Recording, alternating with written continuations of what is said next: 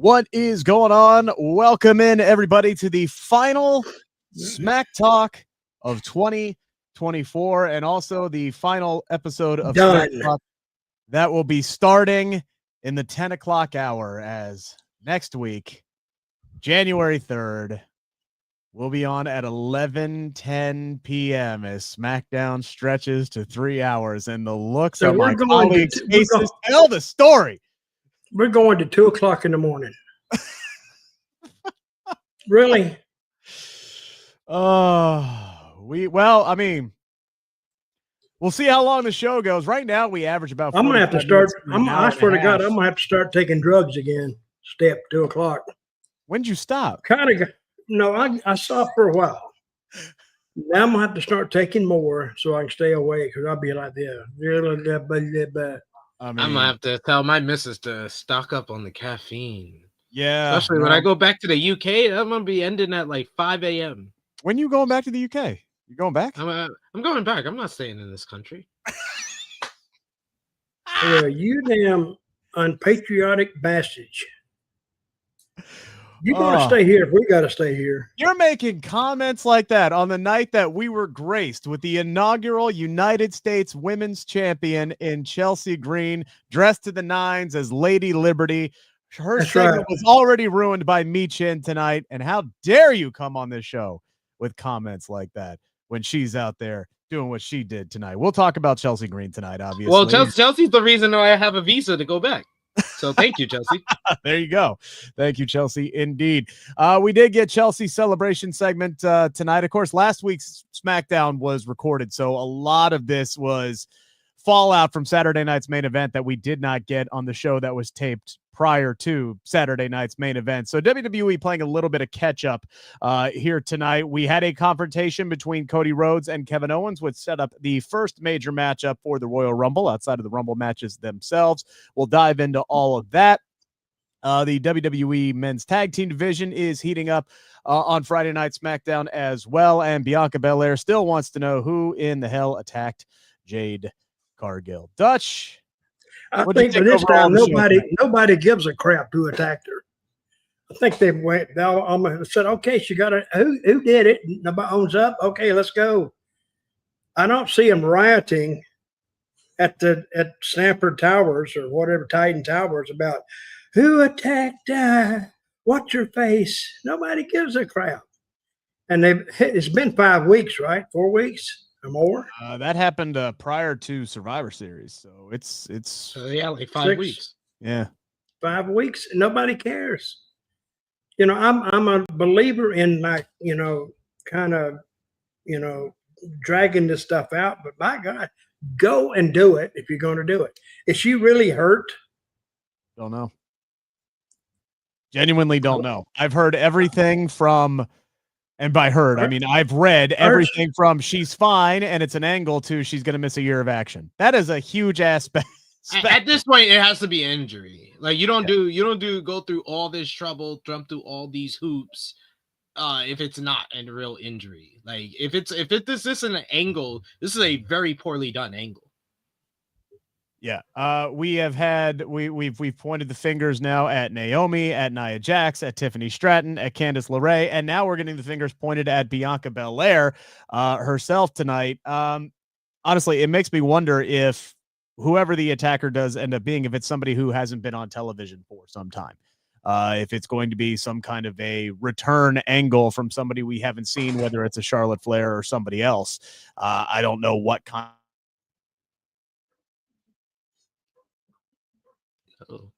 Uh-oh. Was that me? Is my headphones? Okay. I was like, did my headphones cut off? Or no. I kicked the cord and it said my mic cut out, and I'm like, oh crap, here we go. I should have just let it done and bowed out for the night. But anyway, here it may have been better if we didn't hear what you say. Yeah, you might have made a little more sense. But, okay, that was the angle. The show. That was the angle that opened up the show tonight. We had Nia Jax cutting the promo, accusing Bianca of attacking her own partner ahead of Survivor Series War Games, claiming that Belair did not want to share the spotlight with Jade Cargill due to her being bigger, stronger, better in the ring, And Jax even pointed to the fact that Bianca wasted no time in replacing Jade with Naomi in order to hang on to the women's tag team championships. SP3, do you believe for one single solitary second that Bianca Belair was behind the attack of Jade Cargill? Yeah, I could believe it. Would it make sense is a better question. No, it would not. It would not make any sense because of, if you remember how the angle was done. How the angle was done, it wasn't like, oh, we come back from commercial break and we see Jade Cargill is attacked backstage. No, they literally did it during a matchup that featured Bianca Belair trying to become the inaugural Women's United States Champion. She chose to go backstage to check on her tag team partner who got attacked backstage, left the match, thus not winning the Women's United States Championship. Correct. So you have to then explain why Bianca attacked her and left the matchup. Like, you knew you attacked her. I know you could say, oh, we're trying to make it believable, trying to sell it and stuff. Nah, it's too convoluted. Nah, screw that. Yeah, the way I don't like it. The way I would go with that would be, Bianca kind of getting caught in the act. So she had no choice but to run to the back, right? Like, because the attack. Well, she knew if you attack her in that way, someone's going to find them eventually. So it does. Eventually, but you don't know it's going to get thrown on the big board during your opening tournament matchup, right? It's convoluted. You could explain it away, but I agree with you. That's not the direction that they could go, even though you could sell me on the story.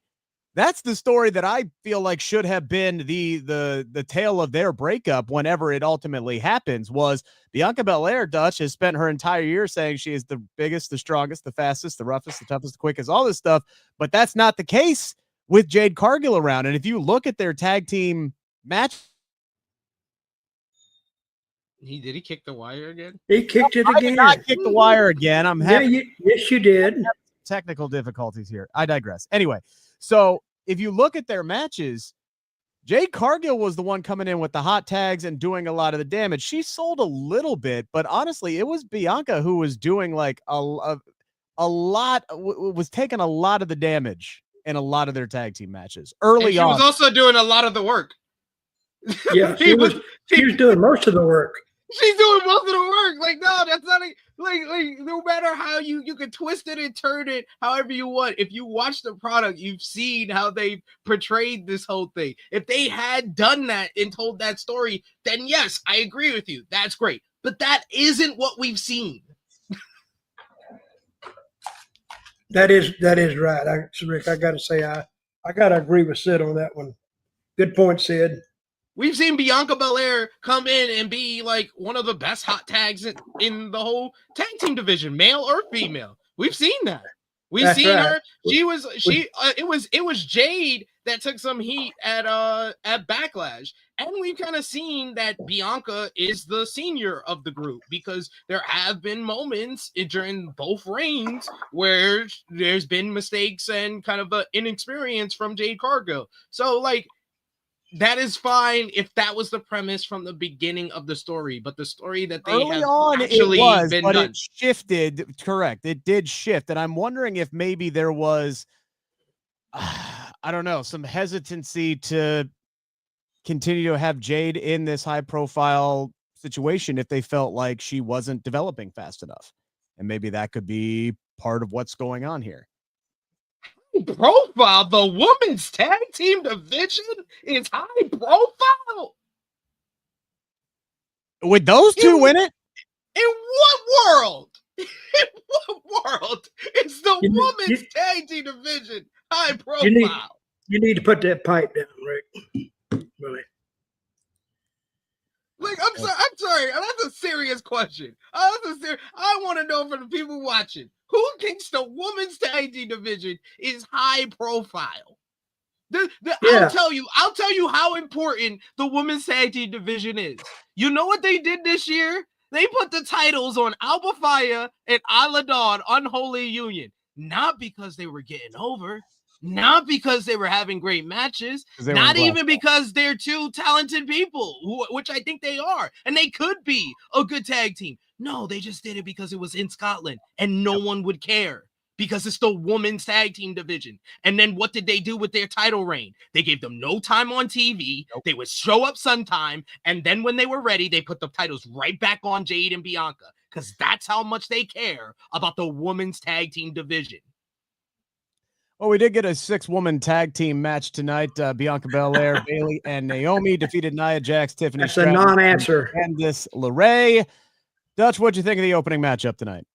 It was okay. The whole show was okay. I'm not saying nothing is wrong with it, but I can pick out more things wrong with it than what was good with it. And look, judging from the whole show, I hated the last part with the Kevin Owens and Cody. I just hated that. It looked like they were stretching it. They wanted it to go another week or two, but I don't know. I wasn't excited about it. Let me say that. SP3, what'd you think of the opening matchup tonight? It was a well-worked matchup. I don't see the point of all this I don't see the point of this all to end like the way it did. And that would not be the first time that I would say that about a match, because I was just like, oh, we did all of this to do another Tiffany cash-in attempt. It's like, oh, the women's division, man. I hope that's something that they improve on in 2025, because I haven't been this down on the women's division in WWE in quite some time. It definitely, they have it's I don't know where the disconnect is, because the women's division is booked a billion times better in NXT. And then those same women come up to the main roster, and there's some kind of a disconnect. I don't know why they can't come up with a compelling storyline. They do the smartest thing they could possibly do in a rough situation over the summer, where you've lost Becky Lynch, you don't have Charlotte Flair, you lose Rhea Ripley, so you put a world title on Bayley, and then you proceed to park her on the bench for several months and then put the belt on Nia Jax. Which Nia, look, she earned that opportunity, but I again, there's just been, there's been a lot of issues with the women's booking, which should not be the case considering the talent that they have at their disposal, Dutch. Oh, I agree with that. But now when I'm watching it, I'm not interested in it. You know, I'm a big, proponent of women wrestling, but it's just all the same to me. And basically, they have too many. They used to didn't put about 2 girls on every show. Now it's 8 or whatever they got. And to make that time, I think they're giving them too long. And it's just, I'm a fan. I'm still a fan. I'm just not interested in it. Now, I would be interested in the who beat the hell out of, what's her face name? Norma G. Who beat who up? Who got beat Norma up? G? Did you just name Nia Jax Norma G? Yeah, I'm a big fan. What's her name? Norma Jean. Yeah. No, Norma Jean. That's a creator wrestler on WWE SmackDown versus Raw. I mean, the way they book the women's division, there might be a Norma Jean on the roster. I don't freaking know. Well, that's exactly what I'm saying. I mean, they just make it up as they go. I don't know if they got any long-term plan or not, but even a short-term plan, it's just not grabbing me. I'm just not getting it. Maybe I'm missing it, but I think everybody else is missing it too. So there's nothing to latch on to there. I think especially with Norma Jean. I think the real issue with Triple H is that right now, I think that overall he's done, we always compliment Triple H and his ability to book, but I think right now with the long-term storytelling in WWE, his version of long-term storytelling right now seems to be to do the same thing week after week after week after week after week after week after week after week after week, and then eventually do the blow off. And it's like it's cool. It gets a big reaction, teases are good, are cool to trigger big reactions from the live crowd, and you'll get entertained, and it'll feel like these guys are getting over, but it feels like you're missing when the angle is hot enough. I think they've already missed the peak of Tiffany and Nia. I think that when she finally cashes in, it'll get a big pop. But literally doing the tease every week or every month for a pay-per-view, that's not long-term storytelling. That's just doing the same thing over and over again. Yep. Right. They don't even get creative with him at this point. It's literally rinse and repeat the exact same formula. Oh, Nia's down. Let me stare at the briefcase. Let me look out at the crowd. Let me stare back at the briefcase. Let me hand it to the referee. And then something happens that stops her from ultimately cashing it in. Whether it's Nia sitting up and going, what the hell are you doing? Or in the case of tonight, it was Candice LeRae who stopped her from doing so and then ended up getting spiked with a full Nelson slam by Naomi, which cost her team the matchup.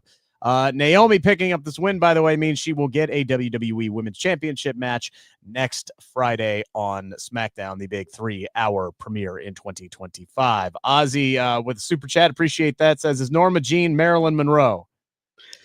No. Used to be Marilyn Monroe. And if it is, they got a hell of a damn plastic surgeon to work on her, to make her Marilyn Monroe. Plus, Marilyn Monroe allegedly has passed away, right? That's what they say. Allegedly, I don't know for sure, but see, I think Norma Jean was one of Tony Storm's tag team partners back in the day. I think that's who Norma Jean. Timeless Tony Storm. Timeless Tony Storm. Yeah, completely different person. Yeah, completely, absolutely. Love this young rookie though. She's got a bright future. We had Sami Zayn who interrupt A-Town Down Under as they were meeting backstage with Nick Aldis. Grayson Waller demanding that WWE cover the cost of the damages done to his new talk show set by Braun Strowman. Aldis told Waller to take any issues up with Strowman himself, who's going to be facing Austin Theory here in a bit. We come back from commercial break. Sami Zayn tells Nick Aldis he came to SmackDown to get a piece of the bloodline since they keep invading on Monday night. They are interrupted, however, by Carmelo Hayes, who is handing out Christmas cards that commemorated his win over Braun Strowman last week. Zayn, feeling a bit disrespected, says, you know what, let's halt on that. Give me Carmelo Hayes one-on-one, and Nick Aldis gladly makes that match official. Dutch, what did you think of Sami Zayn's intrusion on SmackDown this evening? He was okay. And the guy that came in on him, that was fine. But does it make me want to see it? It doesn't make me not want to see it. But, yeah, I think it created a little interest on my part. I do like SP3, Carmelo Hayes. Like, the man won a match via countout. Now, granted, he baited Braun Strowman into that countout last week.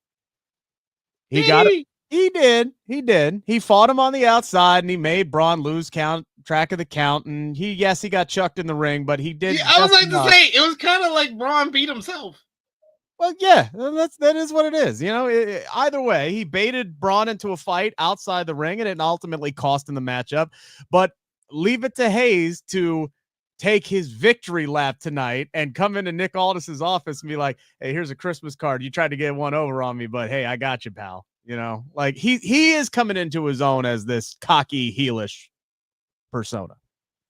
Yeah, he's getting the more confidence behind him, and I like how they treated him on tonight's show. This was much improved. I was very worried 2 weeks ago when he got squashed by Braun Strowman, but I felt like last week that was some good stuff with him and getting the cheap victory and then the attack on Braun Strowman backstage. And I thought tonight with this backstage segment and then later the matchup with Sami, I thought that also did a good job of presenting his character. And, you know, I think they've done a really good job of presenting Braun Strowman and using him in an effective way since he came over to SmackDown as well. The live crowds, Dutch, they still eat this guy up when he comes out, especially later on in the night when you had that stare down between him and Jacob Fatu in the middle of the ring. Like, people wanted to see those guys go at one another before he was ultimately clipped down and then taken out by Solo Sikoa. But I mean, Braun, this is a guy who gets over because he's big and he can toss people around and he can wreck shop. And the live crowds, absolutely eat that up. I think they've used him very effectively so far in his 3 weeks on SmackDown. Well, more power to him.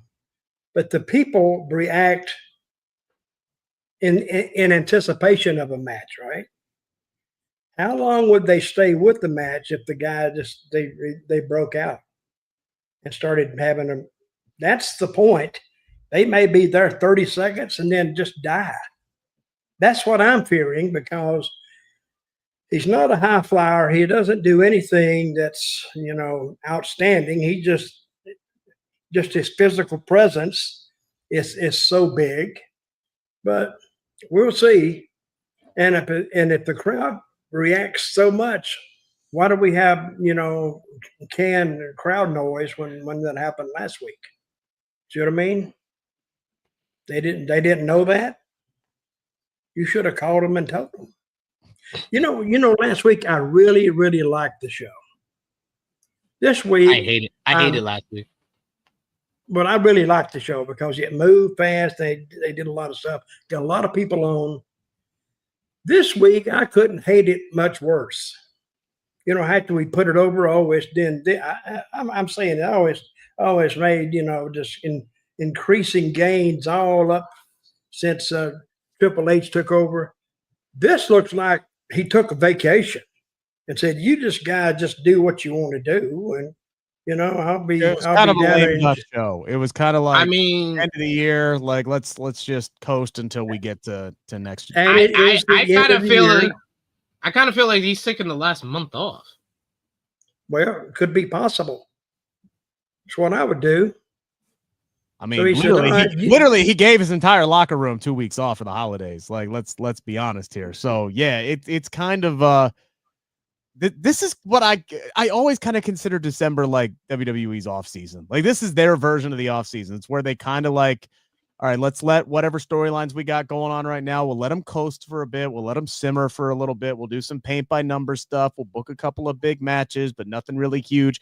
And I appreciate him giving the talent time off for the holidays. That's fine. I don't care about that, but don't expect me to be highly invested in a lot of what's going on with the program over the last few months. Outside of Saturday night's main event, with Chelsea winning the United States Championship, there really hasn't been a whole lot to really write home about. Braun Strowman did beat Austin Theory in his match with a running power slam. Looked like Theory was going to get him an A-Town down thanks to an assist from Grayson Waller. He couldn't hold him up long enough, though, and ran immediately into Braun's finisher, and Braun put him away. We see Kevin Owens in his favorite place, his car. Cuts a promo back there, says he heard everything that Nick Aldis had to say at the beginning of the show, where, by the way, I think I skipped over this. Nick Aldis gave Kevin Owens an ultimatum: hand over the Winged Eagle Championship or he would face dire consequences. If we found out later, that means he would be fired. Owen says, look, the WWE Championship, this Winged Eagle title belt, is rightfully in my possession. He said he will happily chat with Nick Aldis later in the night, as long as it's just the two of them alone in the ring with one another, SP3, which meant, man, we knew those two ain't going to be in the ring long enough by themselves tonight. We knew this was going to happen. That was kind of the tip of the cap. Oh, somebody's coming back at the end of the show. Yeah, I was like, either they do something interesting, like Kevin Owens attacks Nick Aldis and Cody comes out, or Cody's going to come out before any physicality happens, and got the latter. Dutch, I'm willing to bet your favorite segment of the night is what we saw after Kevin Owens in the car, which was Piper Niven in the ring, dressed to her best, introduced Chelsea Green as the first and longest reigning Women's United States champion. Green said the blue brand is now the Greenhouse, and she thanked the one woman who has stood by her side, who made her triumph at Saturday night's main event possible. Naturally, she thanked herself. She asked the WWE Universe to ask not what Chelsea Green can do for them, but what they can do for Chelsea Green, doing all of this while dressed as Lady Liberty. What did you think of your good friend Chelsea Green? I thought that was the best part of the show, really. I enjoyed that. Piper Niven got over, and Mitchin got over when she came in with that stick. That was good. And it ended on a up note. and everybody got their points in, and so we're still in business on that. And it didn't take all day to get it in. They got it in about 3 minutes, or a little more maybe, and they were gone, which is what it should have been. If it had took 5 or 6 minutes, that would have drugged like a son of a gun. And, Chelsea, to her credit, she has got SP3. She got a number of slogans that they're going to be able to put on some T-shirts with this title reign. Like, this was honestly, this is made for her. This was absolutely made for her. I'll eat some crow on this one. Say I missed the boat by saying they should have put it on somebody else first and given it to her second. This was absolutely made for her. Just absolutely. For the record, who suggested Chelsea Green? Just for the record. I mean, you'd suggest Chelsea Green for literally anything, but also SP3 said as Chelsea Green. Anyway, yes, go ahead, SP3. I thought that this was a good speech by Chelsea Green. She's just such a great character. It plays up everything. Any small victory she could celebrate, and this was a big one. So now she could call herself the oldest, the youngest, the longest, the shortest reigning women's United States champion. Just so great. She makes this work so well. I thought the crowd was a little bit quiet towards the end of it, but they kind of responded well to Michin coming out. So I thought this was well done. And this is, like, honestly, despite SmackDown having what I thought was the smaller women's roster, they have more women who are well positioned for a women's United States championship, actually more than what's going on over on Monday Night Raw. Monday Night Raw is so bad they had to put former women's champion Io Sky in the women's Intercontinental title tournament because they didn't have any stars in the tournament. I mean, or you could just actually let Kairi Sane do some cool shit. Like, you could do that, right? Like, you don't. But there was no stars in the tournament, so they had to put in a star. Or you could let Kairi Sane do some cool shit and make a new star. Like, God damn, that pisses me off. It pisses me off what they do with Kairi Sane. Like, it's one of the biggest crimes against humanity, in all sincerity. Rolling with a good point here. The fans kind of didn't know whether to cheer or boo here, right? Because Chelsea Green comes out and she gets a great reaction, Dutch, and they want to cheer her, and they got it. They gave her a great reaction at Saturday night's main event because the fans wanted her to win this. And then she comes out and cuts a heel promo, and it's kind of like, well, damn, but we want to love you. Like, why are you making us hate you? Why are you making us hate you? We want to love you. She should say it's my job. If you like me, that'd mess everything up. So I'm trying to make you hate me, which I'm halfway succeeding at. But no, you damn lunkheads out there just won't buy it. Won't damn boo me. I won't do anything. So you're just going to sit down. You're going to embargo me. You're just going to sit down and not say nothing. It's the worst thing you can do. But anyway, I think she's a good champion. I think there's a lot of different ways she can go.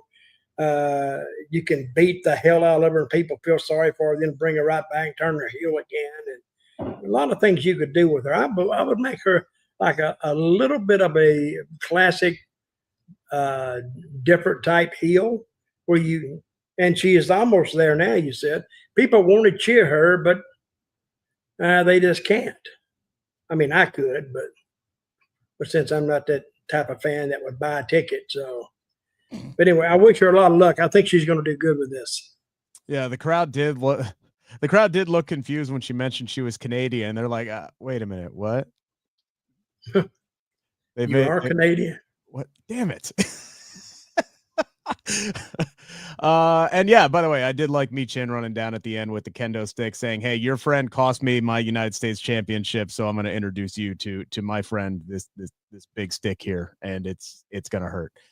Nick Aldis had a busy night. He was backstage with the Street Profits. They approached WWE Tag Team Champions DIY, claimed to have 2 eyewitnesses from the assault on Montez Ford and Angelo Dawkins a few weeks back, and Pretty Deadly emerge.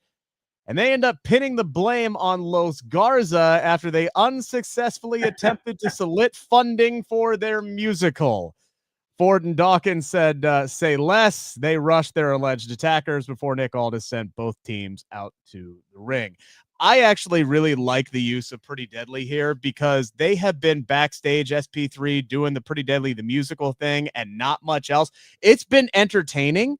Like, they've got a good little gimmick going on here, but to actually interject them into a storyline and have their existence have some form of meaning tonight was a nice little addition.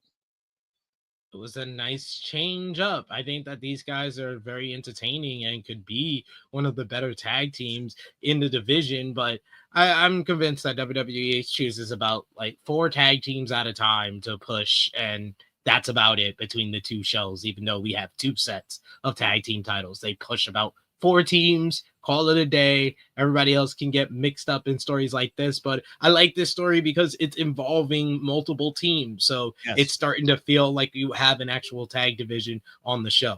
Yeah, Street Profits did defeat Los Garza with a Doomsday blockbuster after B-Fab took out Elektra Lopez with a big-ass pump kick. What'd you think of the tag team match tonight here, Dutch? Again, I'm watching it. It was okay. It was fine.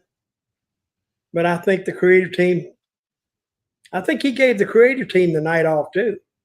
That's what I think. I think they had to penciled in just last week and said, we'll do this and this and this. Just write some names down and let's go. And we'll piece it together through the week or whatever. But there was nobody driving the car this week, I don't think. I mean, to be fair, he booked like 50 minutes of the show was the 2 matches that we just discussed of Garza, Los Garza versus Street Profits, and the women's everything that went on with the women at the beginning of the show. That was like 50 minutes of the show right there because they gave this match like 15 minutes.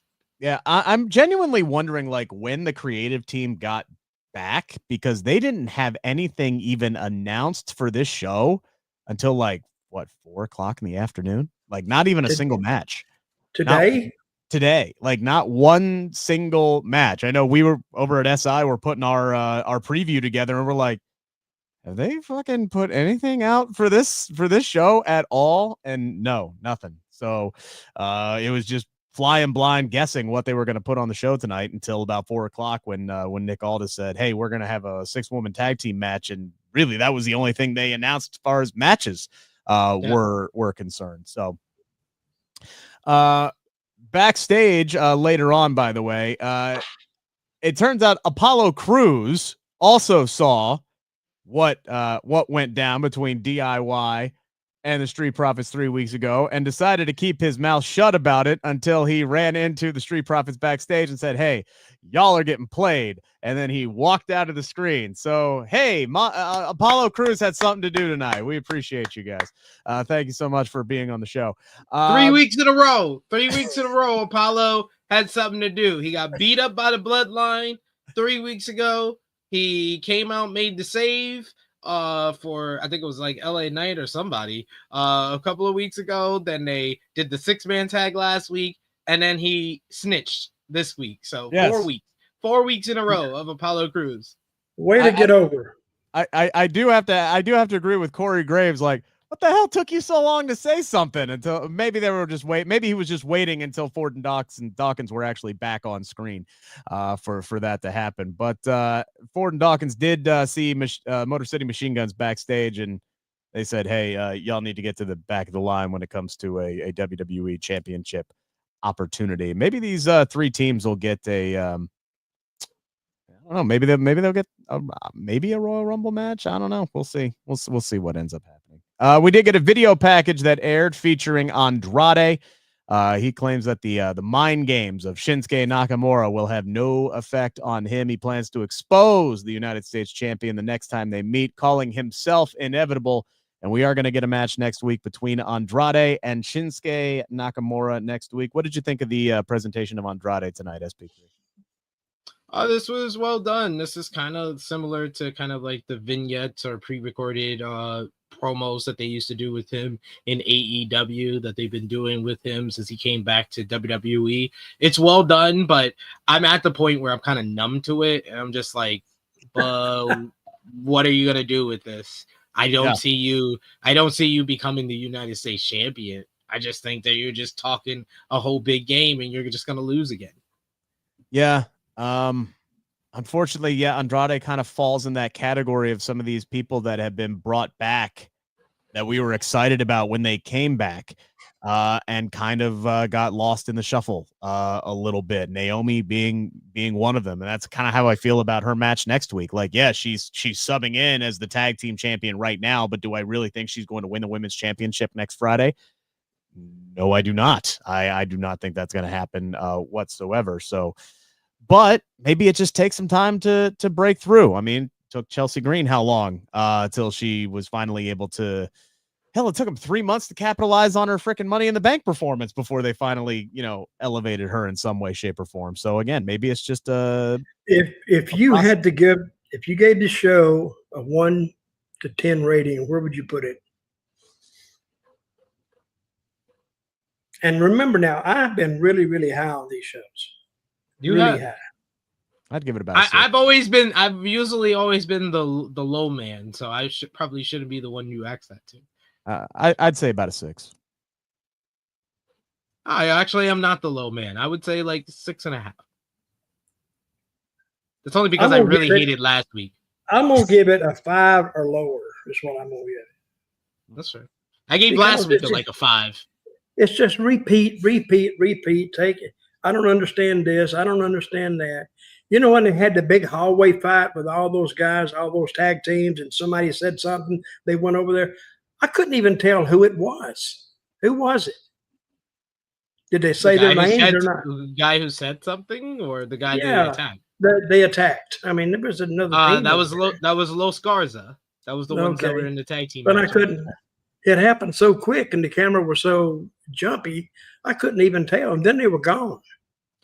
And I honestly feel like this whole matchup was put here, and the fact that it got so much time, this was them kind of being like, "Hey guys, you like long tag team matches in the second hour?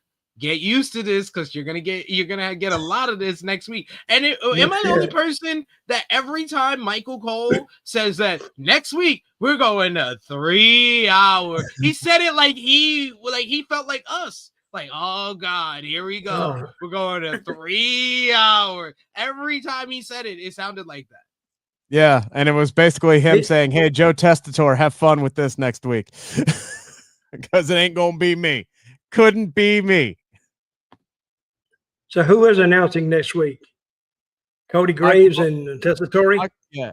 So next week it should be Testator, Wade Barrett, and Corey Graves. We should be getting a 3-man booth next week. Wow. Anyway, it's going to be Michael Cole and Pat McAfee on Raw. Okay, do you guys? I'm talking about the announcers a minute. When I was listening to what's his face, I don't have any names, but their guest guy who used to do it for 30 years or whatever, and then they fired him. What was his name? What, the ring announcer or? No, he was an announcer, a commentator for years and years and years. Jerry Lawler? No. Before him. I mean, but he was before Lawler.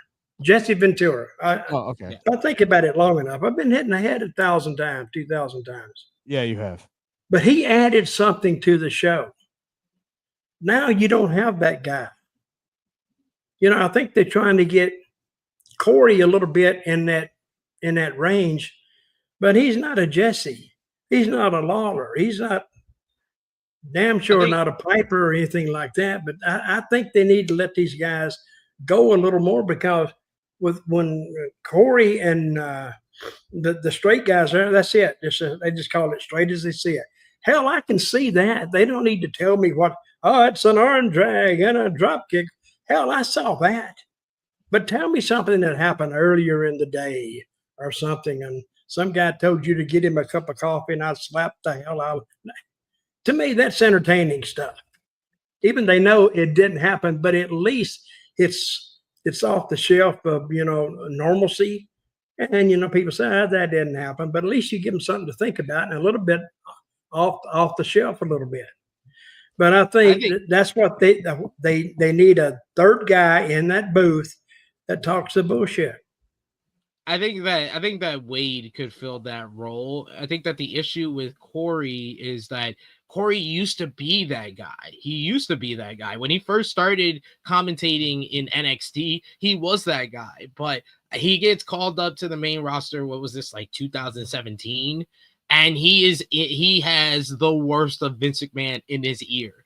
So after a while, he stopped sounding like a kind of like enthusiastic heel commentator who would heel up on the baby faces and big up all the heels. He became more of like a manufactured heel commentator. Like he's got these lines, he's got these points that he's gonna hit. Like that type of stuff where it just became too manufactured, too put on, that I think that lost a lot of like his kind of specialness as a commentator. But the good part about it is next week we get 3 hours of this. That's the good part of it. So we got Wade Barrett. We got Wade Barrett to look forward to. Okay. All right. Continue, Mr. Rick.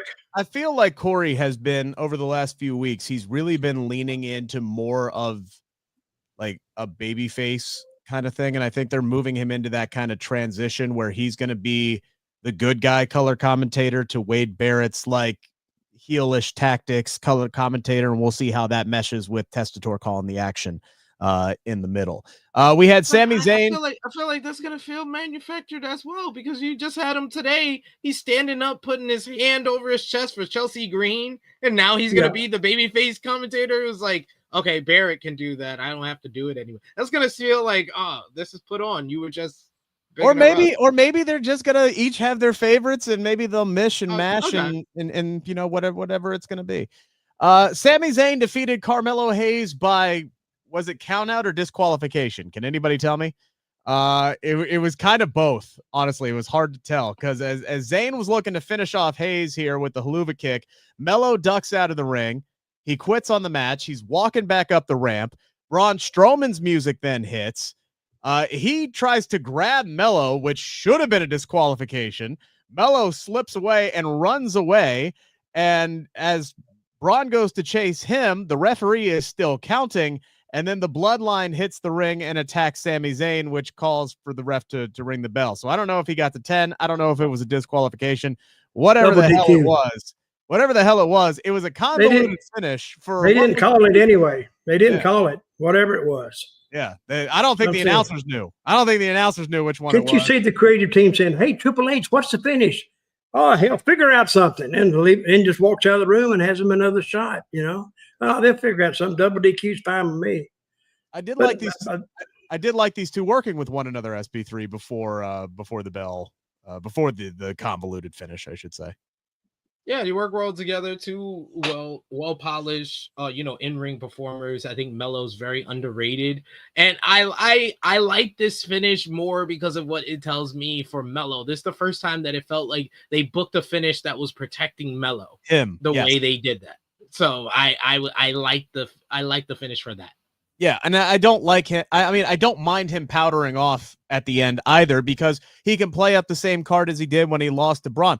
I wasn't ready for this match. Like, I wasn't expecting to face Sami Zayn tonight. Like, this dude's not even on my brand. Why should I even bother facing him when I haven't had the proper time to prepare? So this is something they could run back at the end, Dutch. What did you think overall of this matchup and their presentation of Melo tonight? Well, when they went to the ring, how long did they have? Because I watched that clock. It was like 30 minutes left in the show. Yeah. No, they had not 30. By the time the bell rang, I think it was about 10:35. I think they went about 10 minutes tonight because they closed it off at about 10:45, and then all the post-match shenanigans took them to about 10:48, and then they immediately hit Kevin Owens' music to go down for the main event segment. I think the match went like 13 minutes. Yeah. Again, I think it's a holiday season. I don't think they put a lot of thought into this either. They're saying that, well, these gates will do what they're going to do. Nothing we do here is going to affect them one way or the other, because they got their big shows booked. And I think they kind of took a weekend off. And I've seen that happen before. And it won't make a difference either. It's just fans like us saying, oh, that was bullshit. This was bullshit. But I'll take a ringside ticket, please. Yeah, you're gonna go anyway. I'll do it. We gotta just a bit some more. Yeah, Royal Rumble's 4 weeks away. All right, this shit's about to get good. All right, that's pretty much the mindset of what I think where a lot of fans are right now. Is like, all right, let's just get us to WrestleMania season, and then hopefully. Okay, we're going to go from 11 to 2 in the morning. Why? Why are you saying we're going to go 3 hours? We've been on 45 minutes. And we're almost done. Like we can do an hour. We can do it, Dutch, if we just cut down on the bullshit. It's still almost, if we start at 11, we're not going to shorten the TV show. No, we start at 11. Yes, here. We start. Right. The SmackDown starts at 8, ends at 11. We're on at 11:10. We'll be done at 12:10. Oh, so we'll be at 12:30. Yes. Oh, okay. Yeah. No, I was going to do 3 hours. I was going to do basketball. I was going to do a talkathon. Hey, let's go. Yeah, talkathon. Let's go. Start at 11 and finish at 11:20. Just right through. Just give them the results. Just give them the results. Here's what happened. This is what happened. Reaction. See ya. Peace. Bye. That's what we do. But we used to do 3 hours, right? Did we or no? No. Hell no. I think the most we ever done was like 2 hours. Yeah. A 2-hour show. Yeah, and then we immediately got yelled at for going that long. Yeah, we got yelled at. Yeah, well, they should yell at. They should yell at you. You're like the leader or something. Am I? Yeah. You and Sid are. I'm not. Me? Yes, you're probably the leader. They don't talk to me. We're like the Judgment Day. There is no leader here. We all have our roles. I don't want to be like that Judgment Day. Can't you come up with somebody better, Rick? Come on, we got dirty Dominic Mysterio right in the middle here with Dutch. I mean, we all got our roles. Dutch stole the name from Dom. Oh, I can't do that. I would never admit to that. And I think they watched the show and saw the dirty, and they said, "Hey, Dirty D, Dirty Dominic fits right in." And what's his last name again? Mysterio, MDDM, Dirty Dutch Mantell. See, it fits right in. And they stole it from me. Guess how much money I got for that? DDM, you're lucky you weren't the first Isaac Yankem. Anyway, I'm gonna call Glenn up right now and tell him that you knocked him on the show. All right, Dutch. Why didn't you like tonight's main event segment? We get Kevin Owens, Nick Aldis. Well, I was like this. The show in the ring.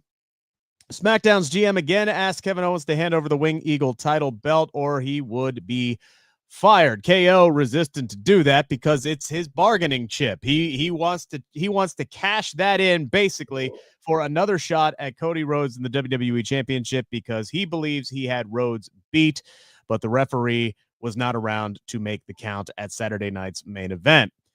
Nick Aldis again threatens his job, saying, "I am not here for a negotiation." But before Kevin Owens can reluctantly hand over the title or accept the fact that his job was going to be no more, we do get the return of Cody Rhodes. And he pretty much tells Nick Aldis that he's going to handle Kevin Owens on his own. He wants a match with him where the referee can't, quote unquote, screw KO, where the ref can't stop Rhodes from exacting the level of revenge that he has in his mind. He challenges Kevin Owens to a ladder match at the Royal Rumble for the WWE Championship. Both title belts are going to be hung up above the ring, and Nick Aldis does make it official. Why did you not like this segment so much tonight, Dutch Mantell? Well, I didn't even like Kevin Owens' in-ring, in-car interview. Usually I like that, but I didn't like it tonight because I went into this thinking, well, they're not going to take the title off of him. And I think every fan that watched it knew that. He's not going to lose it. So I kind of spoiled it for myself. And then went in the ring, and then here come Aldis and said he wants him to hand it over. I think what I would have done, I would have had Owens say, yeah, you may be right. I owe WWE a lot, blah, blah, blah. And almost he said, I hate to do this, but you made it almost, impossible for me to continue here with those stipulations. And hand him the belt, and when Aldis reaches for him, he pulls it back. Wait a minute. Under one condition, blah, blah, blah. Then they kind of start to arguing back and forth. And then here comes Cody. I thought Cody's neck was almost broken. He didn't have a brace on or anything, right? So he just walked up there and then got in the ring, and they have their words back and forth. And if he was able to wrestle, why didn't he just go ahead and attack Owens, is what I was saying. But no, they had to wait. And then I did like the part where he pushed Owens and the general manager together, knocked him down, and then kind of beat on Cody a little bit. That was the best part of it. But other than that, it was what it was. And I hated the ladder match stipulation. It just didn't excite me at all. How many ladder matches? Huh? Well, I was just about to say, when was the last time WWE main roster had a one-on-one ladder match for a championship? Like, it has been a hot minute. It has usually been Money in the Bank, tag team titles, multi-man matches. I genuinely can't remember the last one-on-one ladder match for any title. Well, ladder matches, you can only see so many of them, and when you continually do them throughout the year, here, they lose their draw power, because you've seen about every finish you can see, and what is left to do. So if they wanted me to buy a ticket to see a ladder match, I'd have to say, nah, I'll go watch this other movie down the street, this X-rated movie. It's probably got more action in it, but Jesus. I wish them luck. I'm not saying it's I just didn't enjoy the show. I don't think it was well put together, and I don't think there was a lot of thought put to it. I think the prospect of a one-on-one ladder match does, at least for me, SP3, it gives me, more. I feel like it gives them an opportunity to do a much different structure than what we see typically with the multi-man matches, or the tag team matches, or the Money in the Bank ladder matches, which is, a lot of moving parts, a lot of crash and burn spots. This is just going to be two people who are going to be able to go in there and be the sole focus of the entire show. And I think there's a much different structure they can put together with that. Different story to tell, obviously. Thanks to Mont Easy in the chat. I was going to say it was Bianca and Bailey at Extreme Rules in 2022 was the last singles ladder match that we got in WWE. So it is a rare thing, especially under the Triple H regime. And it made sense with the whole, Winged Eagle, and you got the other undisputed championship. You put both titles up, you fight for the titles. It's probably something that Kevin Owens always wanted to do since he was a longtime Shawn Michaels fan growing up. So I think that this is a cool thing for them to have. It's a cool match, and I'm glad they announced it for the Royal Rumble, because when they were doing this whole angle, I was like, is this going to be for next week's SmackDown? Yeah, that's what I was thinking. Because I was like, next week's SmackDown does kind of need a big matchup. The matches they announced, not that big. We just saw Nia Jax and Naomi. We just saw Shinsuke Nakamura and Andrade. And yes, we just saw Cody Rhodes versus Kevin Owens, but with a ladder match stipulation, and because the rivalry is going so well and has been so entertaining, that's the type of big matchup I would expect on a big episode of SmackDown going to 3 hours. Kind of seems like a kind of punt type show next week as well, with the matches they have announced so far, unless they're going to have the big push and have Roman back on the show, Solo back on the show, because that's the go home before Netflix. Right. I was going to say, I mean, I think we'll see Roman. I don't know how big next Friday's show is going to be, because most of the focus is going to be on Raw and Netflix. Like SmackDown's going to 3 hours. Cool. But they obviously ain't stacking that card like they are for the Raw and Netflix premiere, where they literally have what was going to be one of their WrestleMania main events last year in Seth Rollins and CM Punk on that show on January 6th. Here's the only thing that I don't like about this. The only thing, and it's a minor thing, and it's a me thing.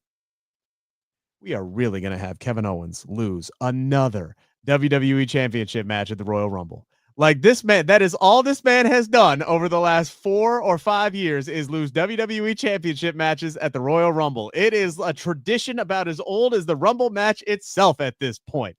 Yeah.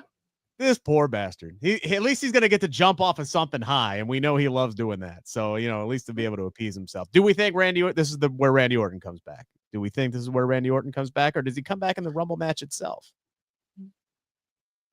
Could go either way. I'm going to say no. They blow off Cody and Kevin's issues, and then you have Randy come back afterwards. I think they probably do Randy versus Kevin for WrestleMania. Well, that leads me into my next question, because there's a lot of reporting out today. I believe it was Wrestling Observer, PW Insider. A lot of the conversations around Cody Rhodes' match at WrestleMania 41 is apparently not about Randy Orton, not about Kevin Owens. Dutch Mantell, what would you think about Cody Rhodes defending his WWE Championship against John Cena at WrestleMania 41? Well, it's according to how they pace it and how they present it. I think it would be but I still don't think there's any doubt in anybody's mind who's going to win. I really don't. They know Cena's part-time. They know that. So they're going to come in and they're going to put the title on him, and I don't think that's going to happen. I think it's much more believable if they had done Cena versus Gunther. It's more believable that Cena will beat Gunther to become a world champion than Cody Rhodes. I think that it's a cool matchup on paper to have 2 stars in a match, but doesn't feel like a matchup that has any type of jeopardy. I agree with Dutch. Yeah. I don't like it. I didn't put it in those terms, but I agree with it. Dutch, how would I know you're a big fan of Gunther. You're a huge fan. I'm a huge fan. He pays me like $100 a month to put him over. How much would you hate it if he was not the world heavyweight champion heading into WrestleMania? No, it wouldn't be bad. They can always put it on him. But I think that he is a project that they have committed to, and 2 years have gone into this guy. It's more than that. So he's been on the main lineup. I mean, he held the Intercontinental title for 666 days. So yeah, it's going on 3 years. Okay, 3 years. But anyway, I think that they have a massive investment in him, and I think they're going to be very careful what position they put him in, because a bad move can kill him. Completely kill him, not kill him off. I mean, he can always be rehabilitated, but I think that you got to do the right thing with him, and I think they will. Gunther's a good choice. Well, I and this is something SP3 and I have talked about. I have a feeling the way that they're talking about Punk and Roman, I feel like they're putting the world title on Punk and defending it against Roman Reigns at WrestleMania, which is going to open up Gunther for his big match with Bill Goldberg in Las Vegas. I think that's what's going to end up happening. Don't be surprised if that's one of the big marquee matches. We get Gunther and Goldberg. Yeah. Who goes over with Gunther and Goldberg? Oh, it better be Gunther, and it better be in major fashion. Like, he better take it. Look, here's what you do. Here's how you book that match. You have Goldberg hit his spear. You have Goldberg hit the jackhammer. In the spear. Yeah. You have Gunther kick out at 1.5 and then proceed to beat that old man into retirement. That is exactly how that match should go. 3 minutes. Thank you very much. We appreciate your contributions to the wrestling industry, Bill Goldberg. That is how that match should go. That's how I think the match will go too. I do not see them putting Goldberg over. But I've said that a lot of times in the past. I've said that a lot of times in the past. We'll see. But I don't think he has anything to to bolster his claim that he needs to go. Him going over doesn't benefit WWE at all, does it? Yeah, but if he loses to Goldberg in his retirement match, like no, I'm saying if he loses, that don't help him at all. Right. And if Goldberg loses, WWE gains, but will they do that? I don't know. I don't know. I think it's just another way to highlight it. Put a major match on show. I done bought a ticket to it now. I bought a ticket to it. I don't know which way it's going to go. The interest is there, buddy. Yeah. So I would like to see them go head to head and take a chop or two and get them all riled up. Because Vegas, they would be ready for that. SP3, what you got going on True Heel Heat this weekend? I will be live tomorrow morning for the True Heel Heat flagship podcast. We are our final podcast for the flagship of 2024. So it'll be our year-end awards. You can vote right now. It's over on our community tab over on the True Heel Heat Wrestling YouTube channel. Also, if you want a link, you can DM me and I'll send you a link so you can vote as well. Be a part of our year-end awards. Join us live tomorrow. Believe we'll be going live at 10:05 a.m. Eastern Time, 11:05 a.m. Eastern Time. I don't know. They just tell me to show up and I show up. There you go. Dutch, what you got going on? Well, you can find me at Dirty Dutch Mantell with 2 L's at gmail.com. A lot of people have been writing me there, asking me about my vintage All-American trading card. There's only 2,000 made. I've sold about, 2 so far, just off an auction. So they're not a card that's like $100, $150. I mean, and I'm learning this about collectors. They're very, very competitive with each other. One bid's 100, other going to bid 200. The other bid's 250. Now he goes up to 300, and they keep going back and forth. And so, you get about 10 exchanges between them. You're up to down $700 or $800. So I can do that all day long.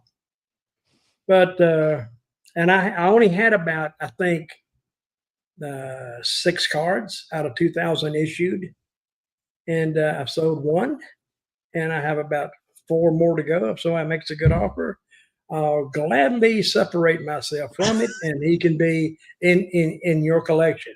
Plus, I have the books at $50 a piece, and I'll sign them in your name. Plus the University of Dutch diplomas, which are selling very well, I might add. And if somebody comes up and you're talking wrestling to them, they say, "Where did you get your degree?" You can say, "I got mine at the University of Dutch." Pull your diploma down and show them. And what are they going to say? Nothing. They can say, "Oh, I got my degree from Rick Coppenhutter on the Ucchino on the Beagle Network," or what network we own? Sportskeeda. Yeah, that one. Sportskeeda Network. So. But it does have its pluses, so that's what I got. All right. Hey, Dutch, two drink minimum for next week's show. All right. Stop it. Stop it. Have a great weekend, guys. We'll see you in 2025. You don't know, I tape all this stuff and I send it.